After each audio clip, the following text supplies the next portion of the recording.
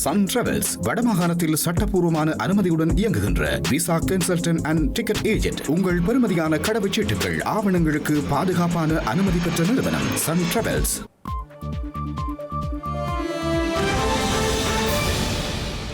வணக்கம்.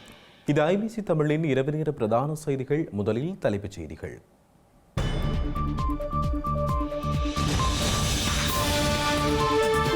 எதிரணியின் பேரணியினால் அரசாங்கத்தை கவிழ்க்க முடியாது என்கிறார் லால்காந்த. பேரணி வெற்றி பெற பிரார்த்திப்பதாக தெரிவிப்பு. நாடாளுமன்ற உறுப்பினர்களின் பாதுகாப்பு விவகாரம் காவல்துறை அதிபரை தீர்மானிக்க வேண்டும் என்கின்றது ஐக்கிய மக்கள் சக்தி. கெகல் பத்ர பத்மேயிடம் இருந்து துப்பாக்கி பெற்ற வர்த்தகர் மினுவா கொடையில் கைது.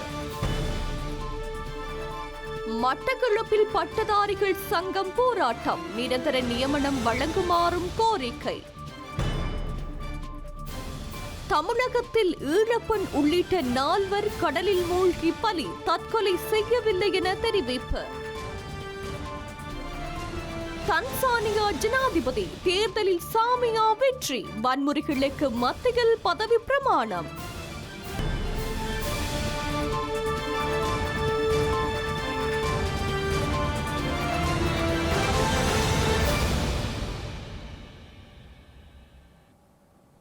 தொடர்வது விரிவான செய்திகள்.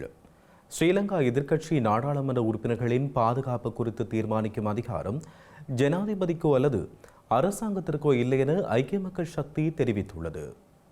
நாடாளுமன்ற உறுப்பினர்களுக்கு தேவையான பாதுகாப்பினை காவல்துறை அதிபர் வழங்க வேண்டும் என அந்த கட்சியின் பொதுச் செயலாளர் ரஞ்சித் மத்தும பண்டார வலியுறுத்தியுள்ளார். காவல்துறை அதிபர் என்பவர் அரசியலமைப்பு பேரவையால் நியமிக்கப்படுவதாகவும் இது ஒரு அரசியல் நியமனம் அல்ல எனவும் அவர் சுட்டிக்காட்டியுள்ளார். மேலும் ஆளும் கட்சி நாடாளுமன்ற உறுப்பினர்களும் அமைச்சர்களும் தங்கள் தொகுதிகளுக்கு செல்லும் போது அந்தந்த காவல் நிலையங்களால் பாதுகாப்பு வழங்கப்படுகின்றது. எனினும் எதிர்க்கட்சி நாடாளுமன்ற உறுப்பினர்களுக்கு அத்தகைய பாதுகாப்பு வழங்கப்படுவதில்லை எனவும் அவர் குற்றம் சுமத்தியுள்ளார். எனவே கடுமையான பாதுகாப்பு அச்சுறுத்தல் உள்ளமையினால் எதிர்க்கட்சி நாடாளுமன்ற உறுப்பினர்களுக்கான பாதுகாப்பை வழங்க காவல்துறை நடவடிக்கை எடுக்க வேண்டும் என ரஞ்சித் மத்தும பண்டார வலியுறுத்தியுள்ளார்.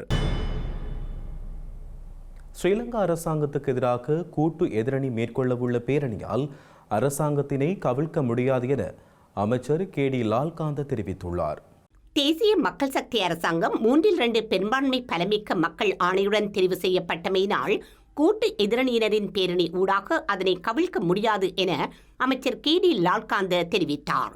அத்துடன் அரசாங்கத்திற்கு எதிரான கூட்டு எதிரணியினரின் நுகேகொடை பேரணி வெற்றியளிக்க வேண்டுமென பிரார்த்திப்பதாகவும், ஏனெனில் பொதுமக்களுக்கு பயனற்ற ஒன்றாக அது உள்ளது எனவும் அவர் கூறினார். எதிர்வரும் 21ஆம் தேதி கூட்டு எதிரணியினர் பேரணியை நடத்துவதால் பாதாள உலக கோஷ்டியையோ அல்லது போதைப்பொருள் வர்த்தகத்தையோ தடுக்க முடியாது எனவும், எனவே அது பொதுமக்களுக்கு பயனளிக்கும் ஒரு விடயமாக இருக்காது எனவும் தெரிவித்தார். எனவே பொதுமக்களுக்கு பயனளிக்காத ஒரு விடயத்திற்கு பொதுமக்கள் ஆதரவு தெரிவிக்க மாட்டார்கள் என கூறிய அவர், பொதுமக்களது ஆதரவு இல்லாத மேற்படி விடயத்தால் இதுவித நன்மையும் ஏற்படப் போவதில்லை எனவும் கூறினார். வடக்கு கிழக்கில் யுத்தம் நிறைவுற்று இதுவரை தமிழர்களுக்கு அரசியல் தீர்வு கிடைக்கவில்லை என்றும், தமிழ் மக்களின் விருப்பத்தை தீர்மானிக்க சர்வஜன வாக்கெடுப்பு நடத்தப்பட வேண்டும் என ஸ்ரீலங்காவின் முன்னாள் நாடாளுமன்ற உறுப்பினர் MK சிவாஜிலிங்கம் கோரிக்கை விடுத்துள்ளார். இந்த நிலையில் குறித்த விடயங்களை முன்னிறுத்தி ஆஸ்திரேலியாவில் பொங்கு தமிழ் நிகழ்வு ஏற்பாடாகியுள்ளதாகவும், இதற்கு உலகத் தமிழர்கள் ஒன்றிணைந்து கலந்து கொள்ள வேண்டும் என்றும் அவர் அழைப்பு விடுத்துள்ளார். யாழ் வடமராட்சி ஊடக இல்லத்தில் இன்று இடம்பெற்ற ஊடகவியலாளர் சந்திப்பில் கலந்து கொண்டு உரையாற்றும் போதே அவர் இவ்வாறு குறிப்பிட்டுள்ளார்.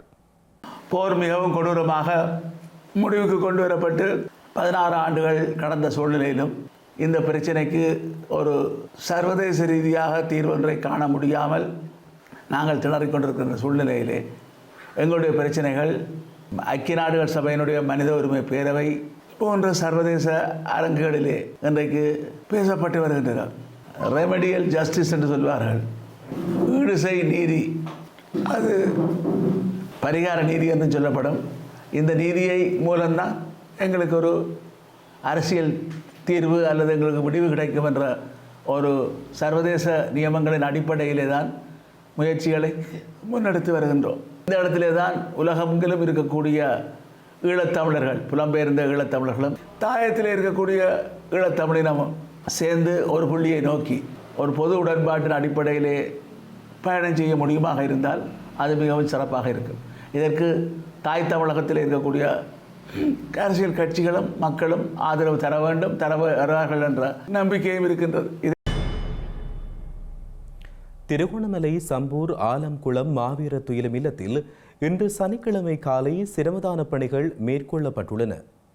சம்பூர் ஆலங்குளம் மாவீரர் நாள் நினைவேந்தல் ஏற்பாட்டுக் குழு இந்த சிரமதானத்தை ஏற்பாடு செய்திருந்தது. சிரமதான நிகழ்வில் முன்னாள் போராளிகளின் குடும்பத்தினர், பொதுமக்கள் என பலரும் இதில் கலந்து கொண்டனர். இதன்பொழுது சிரமதானத்தில் கலந்து கொண்டோருக்கு கூழ் காட்சி பரிமாறப்பட்டிருந்தது. மாவீரர் நாள் நினைவேந்தல் மாதத்தை முன்னிட்டு சம்பூர் ஆலங்குளம் துயிலும் இல்லத்தில் தொடர்ந்து சிரமதானம் மேற்கொள்ளப்பட உள்ளமையால் அதில் கலந்து கொள்ளக்கூடியவர்கள் கலந்து கொள்ள முடியும் என்றும் ஏற்பாட்டாளர்கள் தெரிவித்துள்ளனர்.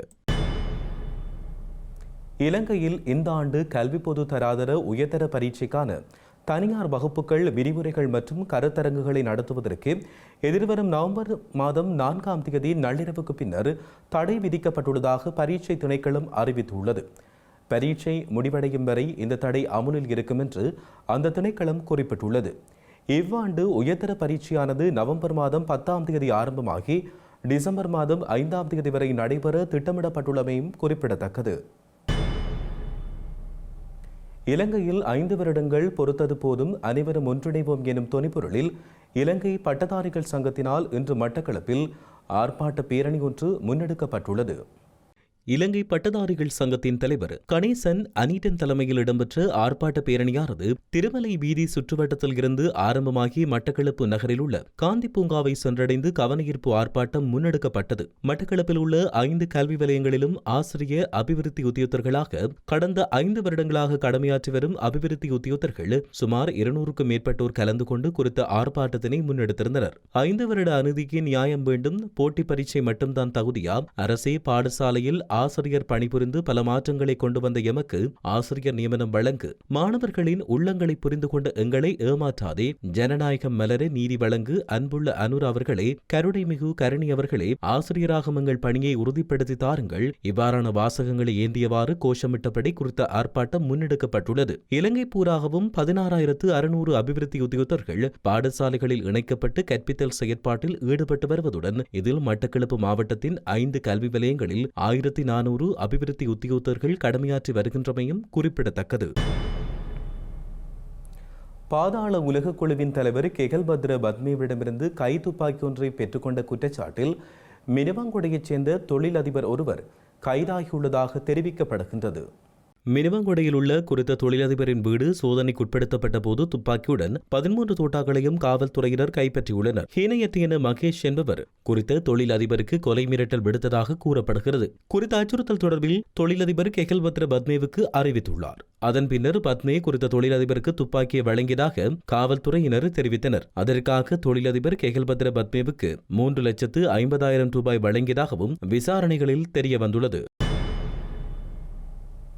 தமிழக தலைநகர் சென்னையில் உள்ள எண்ணூர் கடற்கரையில் நேற்று உடலங்களாக கரையொதுங்கிய ஈழத்தமிழ் பெண் உட்பட 4 பெண்களின் மரணம். உடல் கூராய்வு முடிவுகளில் குறித்த 4 பெண்களும் தற்கொலை செய்து கொள்ளவில்லை என்ற முடிவு உறுதிப்படுத்தப்பட்டுள்ளது.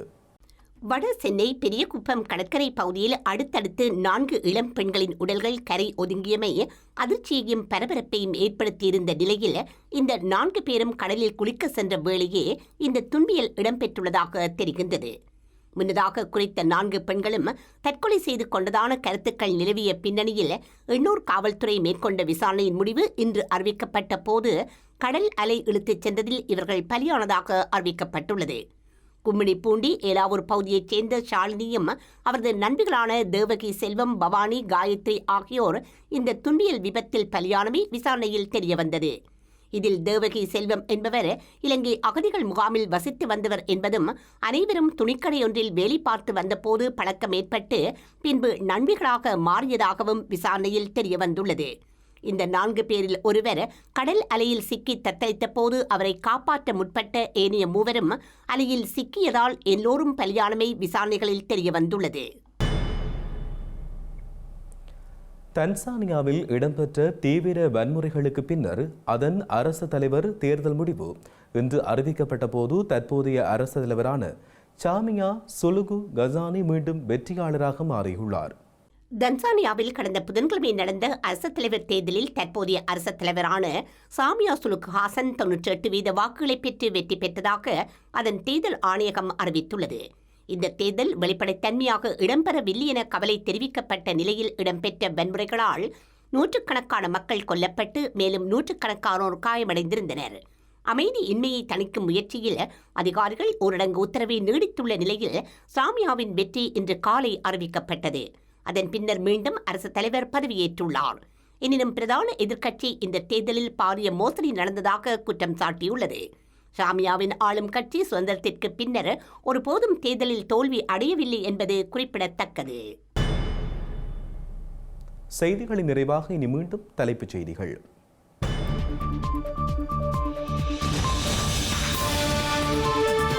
எதிரணியின் பேரணியினால் அரசாங்கத்தை கவிழ்க்க முடியாது என்கிறார் லால்காந்த. பேரணி வெற்றி பெற பிரார்த்திப்பதாக தெரிவிப்பு. நாடாளுமன்ற உறுப்பினர்களின் பாதுகாப்பு விவகாரம் காவல்துறை அதிபரை தீர்மானிக்க வேண்டும் என்கின்றது ஐக்கிய மக்கள் சக்தி. ஹெகல் பத்ர பத்மேயிடம் இருந்து துப்பாக்கி பெற்ற வர்த்தகர் மினுவா கொடகில் கைது. மட்டக்களப்பில் பட்டதாரிகள் சங்கம் போராட்டம் நிரந்தர நியமனம் வழங்குமாறும் கோரிக்கை. தமிழகத்தில் ஈழப்பெண் உள்ளிட்ட 4 கடலில் மூழ்கி பலி தற்கொலை செய்யவில்லை என தெரிவிப்பு.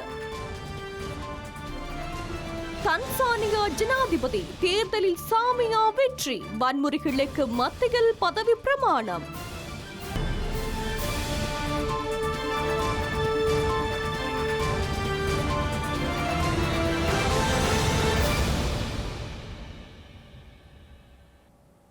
இத்துடன் ஐபிசி தமிழின் இரவு நேர பிரதான செய்திகள் நிறைவு பெற்றன.